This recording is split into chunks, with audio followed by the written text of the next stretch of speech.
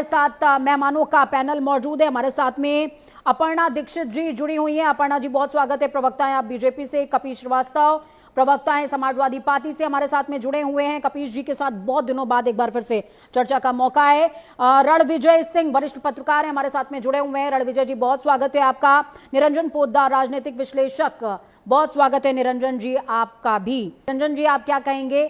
जिस तरीके की अपेक्षा एक मंत्री से की जाती है कि वो अपने कामों की ग्राउंडिंग करेगा, जनता के बीच जाएगा, ठीक है पार्टी प्रचार करेगा लेकिन काम भी करेगा, वो 9 महीनों में फॉर श्योर उस तेजी से या उतने कटिबद्धता के साथ नहीं हो पाएगा, ये तय बात है। तो क्या ये पूरा का पूरा जो एक सोशल इंजीनियरिंग की गई है इलेक्शंस के मद्देनजर, वो फुल प्रूफ होगी 27 तक? कैसे देखते हैं आप इसको? देखिए पूजा जी, मेरा यह मानना है कि भारतीय जनता पार्टी जिस तरीके से चेस बोर्ड के ऊपर 32 खानों में स्वयं के खेलती है और 32 खानों में सामने वाले के में खेलती है, और ये बहुत अच्छा एग्जांपल दिया आपने। बोलिए। मैं ये जो हम आज चर्चा कर रहे हैं, मैं तो ये मानता हूं कि इसको आप मंत्रिपरिषद का विस्तार मत मान के चलिए, इसको आप ये मान के चलिए कि बंगाल के चुनावी महायुद्ध के बाद में ये उत्तर प्रदेश का जो चुनावी महायुद्ध है उसके लिए भारतीय जनता पार्टी ने एक तरह का शंख फूंक दिया है। यानी कि आज से चुनावी तैयारियां भारतीय जनता पार्टी की शुरू हो चुकी हैं। आप इसको इस दृष्टिकोण से देख करके चलिए, और ये वो एक तरह की शंखनाद है ये एक तरह का। और जिस तरीके से अभी जिस मंत्रिमंडल में स्थान मिला, देखिए ये तो आप सर्वविदित है कि भाई आपकी एक सीमाएं हैं, और कहते हैं ना, एक अनार 100 बीमार। हर विधायक की, हर नेता की अपेक्षा होती है कि मेरा मंत्रिपरिषद में मेरा नाम आए, मंत्रिपरिषद में जिसका नाम राज्य मंत्री है वो सोचे मेरा कैबिनेट में नाम आए, जिसका कैबिनेट में नाम है वो सोचे मुझे कोई ऐसा पोर्टफोलियो मिले जो ज्यादा प्रभावशाली हो। वो तो कहते हैं ना, ये दिल मांगे मोर। तो इसमें कतई कोई अतिशयोक्ति नहीं है। लेकिन यहाँ पे अगर हम 2027 के विधानसभा चुनाव की बात करें पूजा जी, तो देखिए जिस तरीके से मैं उत्तर प्रदेश के अंदर समाजों के साथ, विभिन्न समाजों के साथ मैं मिलता हूं, और व्यक्तिगत रूप से जब मैं उनके साथ चर्चा करता हूं, और एक जब आप ये समझ लीजिए न्यूट्रल प्रभाव से जब उनसे मिलता हूं और जब मैं देखता हूं, तो मुझे ऐसा लगता है कि अगर विधानसभा चुनाव 2027 की बात करें, भारतीय जनता पार्टी को अगर कोई हराएगा तो वो भारतीय जनता पार्टी हरा सकती है। और ये बात मैं इसलिए कह सकता हूं कि 2022 के डिजिट्स के बाद आप ये बात कह सकते हैं? 22 के डिजिट्स के बाद ये कह सकते हैं, या फिर जिस तरीके की कार्यशैली रही विपक्षियों की बीते दिनों उसके आधार पर कह सकते हैं? कैसे? नहीं, मैं आपको बता रहा हूं, 2024 के जो लोकसभा चुनाव है उनका और 2022 के विधानसभा चुनाव है उनका आप एक बार मूल्यांकन कर लीजिए। 2022 के विधानसभा चुनाव में लगभग 61% यानी कि 60.8% का वोटर टर्नआउट हुआ था, और 2024 के लोकसभा चुनाव के अंदर वही वोटर टर्नआउट 57% का हो गया। यानी कि आप ये मान के चलिए कि लगभग 4% की वोटर टर्नआउट में कमी आ गई। इसका कारण क्या रहा? इसका कारण रहा कि जिस तरीके से जेपी नड्डा जी ने कहा था कि अब हमें चुनाव जीतने के लिए संघ की आवश्यकता नहीं है, कहीं ना कहीं मैं इसका कारक एक तो उसको मानता हूं। दूसरा, आपने एक चीज और देखी होगी, 2022 के विधानसभा चुनाव में जहां पे बहुजन समाज पार्टी को लगभग 13% वोट मिले थे, 2024 के लोकसभा चुनाव में भारतीय बहुजन समाज पार्टी 9.5% पे आ गई। यानी कि भारतीय जनता पार्टी के बनिस्पत जो अखिलेश यादव जी की जो राजनीतिक चतुराई थी, यानी कि जिस तरीके से उन्होंने जनरल सीटों के ऊपर भी जो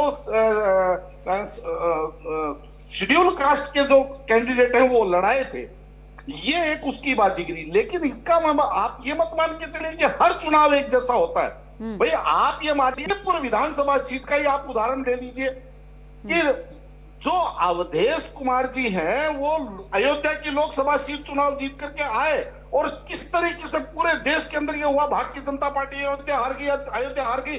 जबकि मिल्कीपुर तो एक हिसाब से जो सामाजिक समीकरण की मान के चले, समाजवादी पार्टी को वहां उपचुनाव में निश्चित रूप से जीतना चाहिए था, और अवधेश कुमार जी ने अपने पुत्र को वहां पे चुनाव लड़वाया, और ये अपनी प्रतिष्ठा का सवाल बनाया कि अगर मैं ये चुनाव हार गया तो मैं राजनीति से छोड़ दूंगा। लेकिन बाद में क्या हुआ, क्योंकि देखिए चुनाव हारने के भारतीय जनता पार्टी की एक आपको विशेषता दिखाई देगी कि भारतीय जनता पार्टी दबाव में और भारतीय जनता पार्टी अभाव में जिस तरीके का प्रदर्शन करती है, जिस तरीके का परफॉर्मेंस करती है, प्रभाव में और स्वभाव में वो उस तरीके का नहीं कर पाती। और 2024 के जो लोकसभा चुनाव है, ठीक है, इत्तेफाक रखते हैं इस बात से। पार्टी जो है 2000 निरंजन जी को और कपीश जी को लाएगा स्क्रीन पे। निरंजन जी काउंटर रहेगा आपका, बोलिए। हम निश्चित रूप से भाव देखिए पूजा जी, बड़ा घोर आश्चर्य लगता है कि जब चुनाव परिणाम के एक दिन स्क्रीन पे पहले लाएगा। हम इतना बड़ा दावा करें कि हम ये चुनाव जीत रहे हैं और हम ऐसे धूल चटा देंगे, वैसे धूल चटा देंगे। चुनाव परिणाम आते ही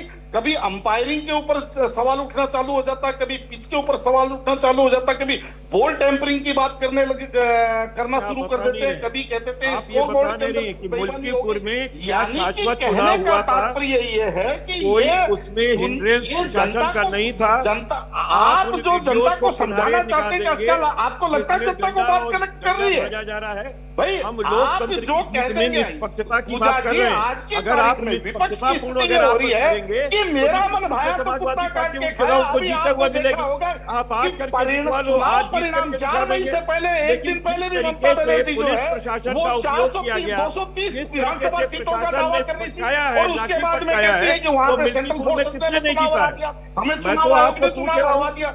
2.5 लाख भाई, के अगर सेंट्रल आपको फोर्सेस अगर लगा ऐसा करके लगता पश्चिम बंगाल है में कि कब्जा किया गया, के अंदर आप शासन मुझे प्रशासन बताइए ना कि बदमाशी 2.5 लाख की प्रोजेक्ट कहां पर लगाई गई है? दिया अब गया, तक वो बंद चुनाव गाड़ियां कहां पर परिणाम से भेजी पहले गई क्यों नहीं है? पता चला आप आपको? लोकतंत्र को डरा करके लेकिन लोगों को वास्तविकता डरा क्या करके है उनको पूजा वोट जी? देने का वास्तविकता अधिकार यही देते है हैं। कि आप हमारे 12 यहाँ बजे कहा के जाता बाद है से कि जब आप काउंटी गलत के बस अंदर पकड़ते विपक्ष हैं की एजेंटों तो को गलत भगाने स्टेशन का पे काम कर पहुंचते रहे हैं हैं। और विपक्ष कहीं ना आप जो कहीं है बार-बार तत्कालिक गलत मुख्यमंत्री बस के पकड़ता है पैर और पे बार-बार लाठियां गलत बांध रहे स्टेशन हैं। पे पहुंचता है। और लात मैं ये मार बात रहे इसलिए हैं। कह रहा हूं ठीक है, क्योंकि देखिए आपने इस तरीके से देखा दोनों में होगा से किसी की भी बात जनता तक नहीं पहुंच रही है।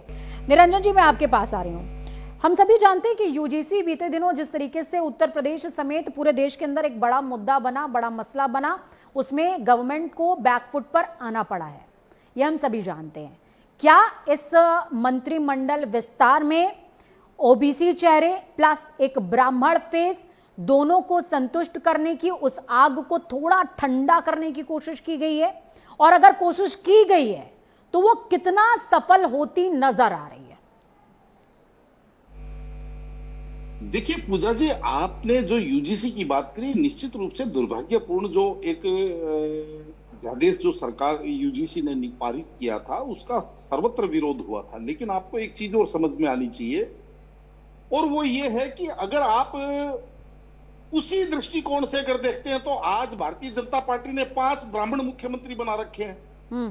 भाई जैसे शुभेंदु अधिकारी बंगाली ब्राह्मण है, हेमंता बिश्व शर्मा असमी ब्राह्मण है, तो उस तरीके से आप देखेंगे 5 ब्राह्मण मुख्यमंत्री इन्होंने बना रखे हैं। इसके बाद में भी अगर कोई कहे तो ये तो देखिए एक मानव स्वभाव है, ये दिल मांगे मोर, और वो करता ही रहता है। लेकिन रही बात यूजीसी की, देखिए यूजीसी निश्चित रूप से लोगों के मन में पीड़ा थी, अभी भी है, और सरकार को भी इस चीज का एहसास है और सरकार ने इस चीज को, लेकिन इसका मतलब ये नहीं है कि कोई आदमी अपना पापा बदल लेगा। अगर अपने पापा से कोई नाराज होगा तो ऐसा नहीं कि पड़ोसी को पापा बोल देगा। ये भी आप समझ के चलिए, जो भारतीय जनता पार्टी का वोटर है उसके साथ ये चीज भी लागू होती है। यहाँ पे मसला ये है कि अब हो सकता है मेरी बात कपीश जी को अप्रिय लगे। भाई हरियाणा में चुनाव थे, अखिलेश जी गए थे ना वहां पे समर्थन करने के लिए। दिल्ली में चुनाव थे, अरविंद केजरीवाल जी के पास गए थे ना पीडीए का फार्मूला उनको समझाने के लिए। महाराष्ट्र के अंदर शिवसेना और जो महाविकास गाड़ी थी उनके समर्थन में गए थे। अभी उन्होंने ममता बनर्जी के साथ जिस तरीके से एकजुट कपिल जी की ऑडियो आप कीजिएगा। उन्होंने वहां पे जाकर के ये पीडीए का फार्मूला जो लीक किया उसके बाद में वहां पे फैल क्यों हो गया? क्योंकि आपको ये चीज समझनी पड़ेगी। मैं बार बार एक ही बात कहता हूं पूजा जी, अगर भारतीय जनता पार्टी को किसी भी राज्य के अंदर कोई हराता है तो वो भारतीय जनता पार्टी हराती है। राजनीतिक दल किसी का पिता नहीं बन सकती है। कौन किसका पिता है? ब्राह्मणों के पिता है भारतीय जनता पार्टी के नेतृत्व देने वाले। ऐसा है, आप अपने हिसाब से, आप राजनीतिक व्यक्ति हैं, आप अपने हिसाब से इसका जो भी नामकरण करना चाहे कर ले, लेकिन मैंने तो अरे भाई मुहावरा आपको बताया है। निरंजन जी, आपसे स्टार्टिंग कर रही हूँ, बोलिए। सवाल मत पूछेगा, कंक्लूड कीजिएगा डिबेट को, बोलिए। देखिए पूजा जी, आज की तारीख में विपक्ष की ये स्थिति हो गई, मेरा मन भाया तो कुत्ता काट के खाया, कोई कुछ भी बोलते हैं। अभी कपीश जी जो है ब्राह्मण समाज के बारे में इतनी बातें, आपने फिर पीडीएफ बनाया क्यों है? वहां पे बी कहाँ है?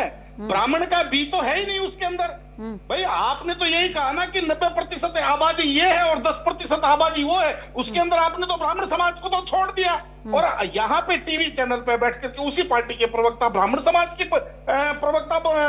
प्रवक्तागिरी कर रहे। तो कहने का तात्पर्य ये है कि ये चाहे कोई भी चीज हो, ये अवसरवादिता है, ये जो छद्म जो भेष है ना, ये ज्यादा दिन चलने वाली चीज नहीं है।